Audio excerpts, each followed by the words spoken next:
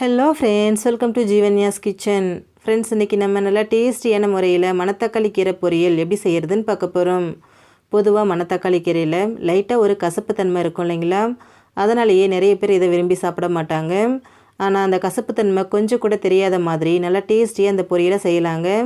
இது எப்படி செய்கிறதுங்கிறத பார்க்குறதுக்கு முன்னாடி நம்ம சேனல் ஜீவன்யாஸ் கிச்சனை மறக்காமல் சப்ஸ்கிரைப் பண்ணி பக்கத்தில் இருக்க பெல் சிம்பிளையும் கிளிக் பண்ணிக்கோங்க.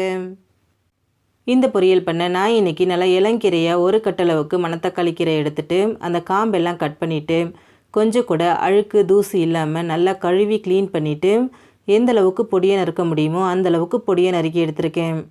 பாருங்கள், இந்த அளவுக்கு நல்லா பொடியை நறுக்கிக்கோங்க. இப்போது ஸ்டவ்வில் ஒரு கடாய் வச்சுட்டு அதில் 2 டீஸ்பூன் எண்ணெய் சேர்த்துக்கிறேன். எண்ணெய் சூடானதும் இதில் 1 டீஸ்பூன் கடுகு உளுந்து சேர்த்து வெடிக்க விட்டுடலாம். கடுகு உளுந்து நல்லா வெடிக்க ஆரம்பித்ததும் இது கூட 2 டேபிள் ஸ்பூன் கடலைப்பருப்பு சேர்த்துக்கிறேன். சேர்த்துட்டு கடலைப்பருப்பு ஓரளவுக்கு செவக்கிற அளவுக்கு இதை நல்லா வறுத்துக்கலாம். பாருங்கள், ஓரளவுக்கு வறுபட்டு வந்ததுக்கப்புறமா இது கூட 3 வரமிளகாவை கிள்ளி சேர்த்துக்கிறேன். கூடவே 5 பல் பூண்டை தட்டிட்டு சேர்த்துக்கிறேன். சேர்த்துட்டு பூண்டோட பச்சை வாசனை முழுமையாக போகிற அளவுக்கு இதை நல்லா வதக்கி விடுங்க. பூண்டு நல்லா வதங்கி வந்ததும் இது கூட ஒரு 10 சின்ன வெங்காயத்தை பொடியை நறுக்கி சேர்த்துக்கிறேன்.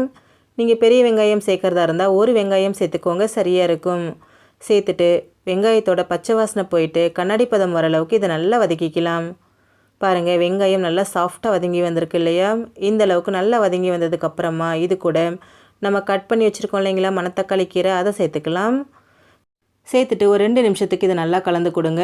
கீரை சேர்க்கும்போது ரொம்ப நிறைய இருக்க மாதிரி இருக்குங்க. ஆனால் ஒரு 2 நிமிஷம் கலந்ததுக்கப்புறமா பார்த்தீங்கன்னா கீரை இருக்கிறதே தெரியாது, அந்தளவுக்கு நல்லா சுருண்டு வந்துடும். இது ரொம்ப நேரத்துக்குலாம் வதக்கணுங்கிற அவசியம் கிடையாது. ஒரு 2 நிமிஷத்துக்கு மட்டும் இந்த மாதிரி கலந்து கொடுங்க போதும். பாருங்கள், ஒரு 2 நிமிஷம் தான் ஆயிருக்கு. கீரை எல்லாமே நல்லா சுருண்டு வந்திருக்கு பாருங்கள். இதுக்கு தண்ணி எதுவும் சேர்க்க வேண்டிய அவசியமே இல்லைங்க. கீரையில் இருக்கக்கூடிய தண்ணியே நமக்கு சரியாக இருக்கும். பாருங்கள், நல்லா சுருண்டு வந்திருக்கு இல்லையா? இந்த ஸ்டேஜில் இதில் தேவையான அளவு உப்பு சேர்த்துக்கோங்க. உப்பு கீரை நல்லா சுருண்டு வந்ததுக்கு அப்புறம் தான் ஃப்ரெண்ட்ஸ் சேர்க்கணும். கீரை சேர்க்கும்போது நிறைய இருக்கும், அப்போ உப்பு சேர்த்திங்கன்னா அளவு தெரியாது. இந்த மாதிரி சுருண்டு வந்ததுக்கு அப்புறமா உப்பு சேர்த்திங்கன்னா சரியாக இருக்கும். இப்போ இதில் தண்ணி எதுவும் சேர்க்காமல் ஒரு 2 நிமிஷத்துக்கு நல்லா இந்த மாதிரி கலந்து விடுங்க. நம்ம சேர்த்துருக்கக்கூடிய கீரை முழுமையாக வெந்துட்டு அதில் இருக்கக்கூடிய தண்ணி எல்லாமே வற்றணும், அது வரைக்கும் வேக விடுங்க. பாருங்கள், கீரை நல்லா வெந்துருச்சு, பார்க்கும்போதே நல்லா தெரியுது, தண்ணி எல்லாம் வற்றிருச்சு பாருங்கள். இப்போ இதில் 1/2 கப் அளவுக்கு துருவின தேங்காய் சேர்த்துக்கோங்க. நீங்கள் மற்ற கீரைக்கு தேங்காய் சேர்க்குறீங்களோ இல்லையோ, ஆனால் மணத்தக்காளி கீரைக்கு கண்டிப்பாக தேங்காய் சேர்க்கணும் ஃப்ரெண்ட்ஸ்.